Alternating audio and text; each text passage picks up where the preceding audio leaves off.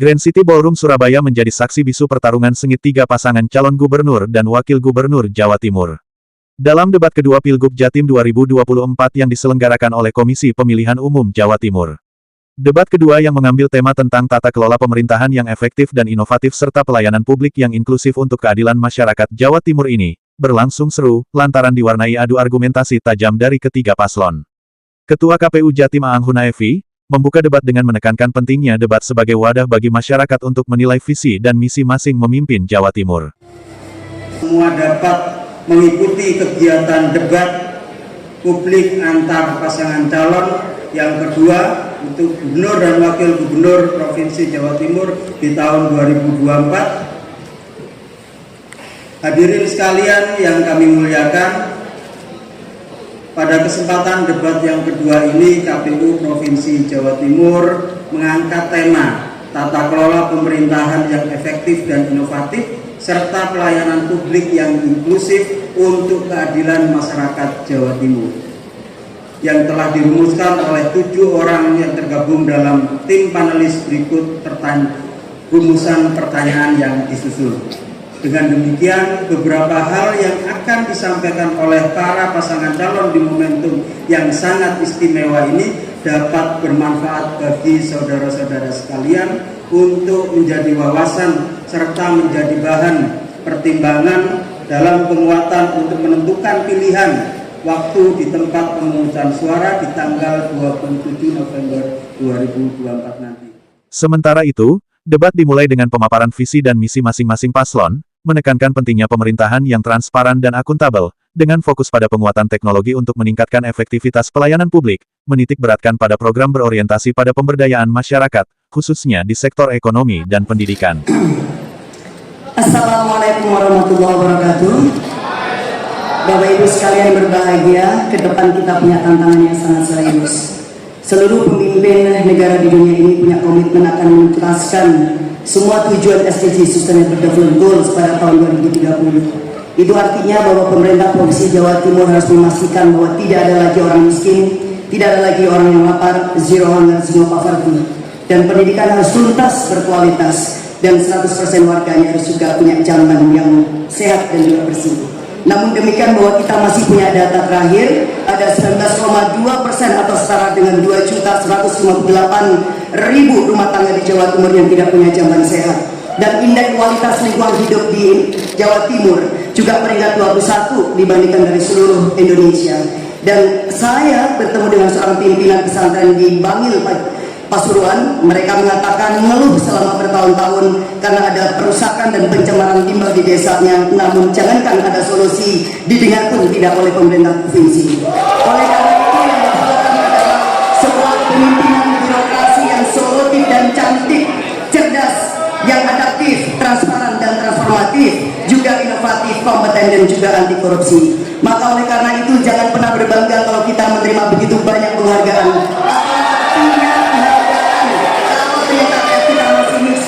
Ngurus KTP susah, ngurus BPJS susah, apalagi ngurus izin juga susah. Belum tahu kapan akan selesai dan berapa biaya semestinya yang harus dibayarkan. Data ICW tahun 2023, Jawa Timur ternyata juga memiliki kasus korupsi terbanyak di Indonesia. Ini realitas yang harus kita tuntaskan. Kita harus bisa menghadirkan sebuah birokrasi yang baru, birokrasi yang tidak bocor-bocor, birokrasi yang memecahkan masalah bukan menjadi masalah, birokrasi yang akan mengurus bukan menjadi urusan.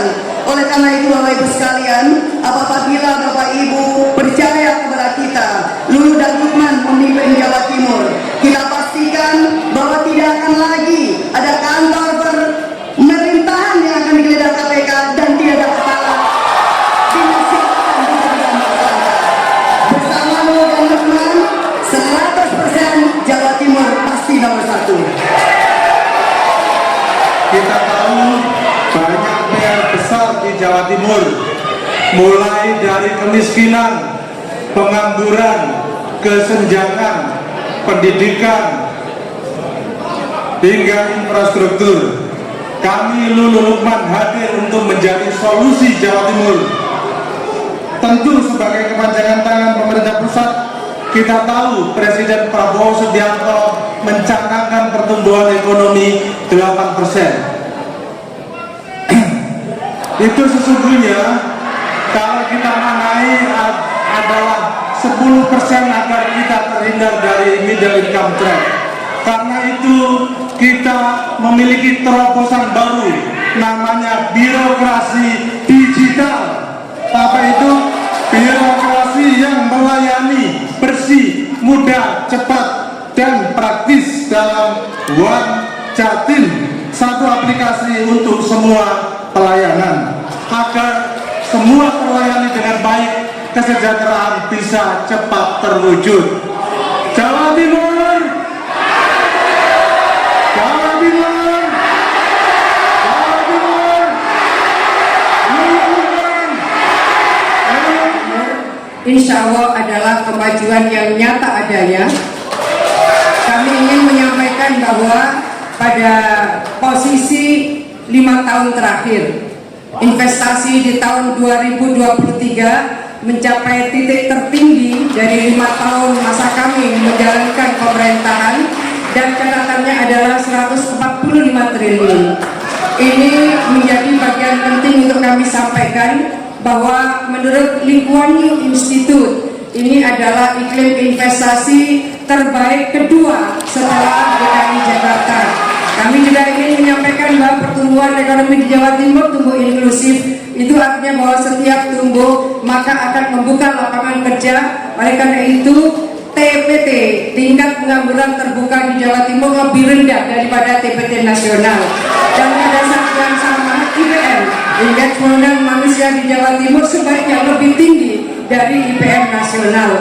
Oleh karena itu kami juga ingin menyampaikan bahwa begitu banyak penghargaan yang sudah kami terima, baik regional, nasional maupun internasional, karena kerja keras kita semua, kolaborasi kita semua, sinergitas kita semua. Dan hampir 2 hari sekali kami mendapatkan penghargaan itu, sehingga total yang kami terima 738 penghargaan karena kerja keras kita semua, kerja ikhlas kita semua, sinergitas kita semua.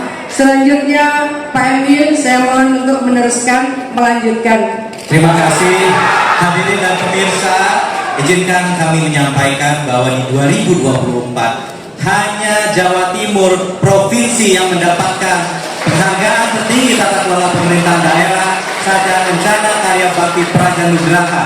Ibu Khofifah menerima langsung dari Presiden Republik Indonesia, yang artinya beliau adalah gubernur terbaik di Indonesia di tahun 2024. Beliau di tahun pertama pemerintahan langsung fokus menandatangani peraturan gubernur nomor 64 tahun 2019 tentang zona integritas wilayah bebas korupsi sebagai upaya untuk membangun Jawa Timur yang lebih bersih dan berintegritas, dan juga untuk bekerja sama sebaik-baiknya mencapai skor panduan dari KPK untuk monitoring center prevention dengan nilai yang telah melebihi angka nasional. Ini semuanya dengan 738 penghargaan merupakan bukti bahwa setiap insan, rekan-rekan, teman-teman Pemprov, segala sektor, segala lini, segala jenjang sama semangatnya. Mari kita lanjutkan prestasi tata kelola yang nyata ini untuk Jawa Timur, gerbang baru Nusantara. Terima kasih. Assalamualaikum warahmatullahi wabarakatuh. Selamat malam dan salam sejahtera bagi kita semua. Shalom, Om Swastiastu, Namo Buddhaya, salam kebajikan rakyat. Kami dari nomor urut 3 mempunyai visi Jawa Timur resik demi tercapainya masyarakat adil dan makmur, berkepribadian dan berkeadaban. Programnya adalah resik, adil, makmur, berkepribadian dan berkeadaban. Pada tema kali ini kami akan membahas program resik, yaitu birokrasi pemerintahan yang mengelola dengan tata kelola yang good governance, akuntabel, transparan, dan partisipasi. Layanan ini kita berikan lebih dekat kepada masyarakat. Karena wilayah Jawa Timur wilayah yang sangat luas dan banyak terdiri dari beberapa daerah yang sangat terpencil. Karena itu layanan ini harus bisa didekatkan sampai di tingkat kelurahan, kecamatan, dan daerah. Layanan yang dilakukan adalah semua menggunakan teknologi informasi. Meskipun itu, kami tetap menyiapkan layanan di desa-desa yang bisa diakses langsung untuk masyarakat, mulai pendaftaran anak sekolah, keluhan terhadap sakit, keluhan terhadap layanan-layanan publik, itu bisa diakses langsung melalui desa, kecamatan, dan pemerintah kabupaten dan daerah.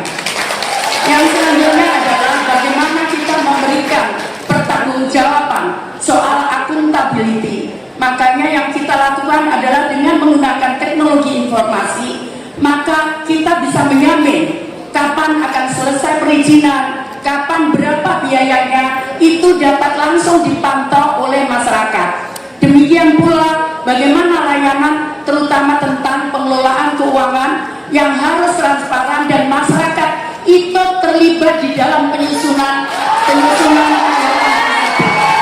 karena itu sangat komunikasi yang masif dan aktif di masyarakat akan kita lakukan, saya bersama Gus. Semua itu akan terjadi ketika kita memiliki prinsip yasir walaupun asir. Kemudian jangan dipersulit. Esensi birokrasi adalah pelayanan kepada publik dan tidak boleh ada unsur di dalamnya yaitu ingin mempersulit dan juga mencari kesempatan mendapatkan keuntungan pribadi bagi para aparat-aparat yang melakukannya. Oleh karena itu, kita akan tingkatkan insentif untuk para aparat-aparat yang berprestasi berdasarkan merit system, sehingga mereka betul-betul bekerja dengan baik sesuai dengan kapasitasnya dan juga layanan yang maksimal. Dan itu semuanya akan terjadi ketika kita memiliki rasa share to others. Sharing to others artinya sharing of authority kepada kabupaten dan juga desa. Kalau misalnya memang permasalahan itu bisa diberikan kepada kabupaten, silakan kita berikan kepada kabupaten. Dan kami dan Bu Risma dan saya sudah berkomitmen, jika Allah mengijabahi, maka insya Allah kita akan bukan hanya berkantor di Gerahadi, tapi akan kita berkantor di Batalion untuk mendekatkan hidup masyarakat semuanya. Ingat, esensi kita adalah melayani masyarakat. Jangan sampai masyarakat merasa tersulitkan oleh keberadaan birokrasi. Birokrasi bukan sesuatu yang menyulitkan, tetapi justru harus memudahkan layanan kepada masyarakat. Dan itu semuanya, insya Allah, pasti akan terjadi kalau kita memiliki jiwa yang resik, dan resik. Debat berlangsung dengan tempo yang cepat dan penuh dengan argumentasi yang saling bersahutan. Ketiga paslon menunjukkan kemampuan mereka dalam menyampaikan gagasan dan menjawab pertanyaan dengan lugas dan meyakinkan. Namun, beberapa kali terjadi saling sindir dan serangan balik yang memanaskan suasana debat. Debat kedua Pilgub Jatim 2024 ini diharapkan dapat memberikan informasi yang bermanfaat bagi masyarakat dalam menentukan pilihan mereka pada pemilihan Gubernur Jawa Timur 2024 mendatang. Dari Surabaya, Rahayu mewartakan.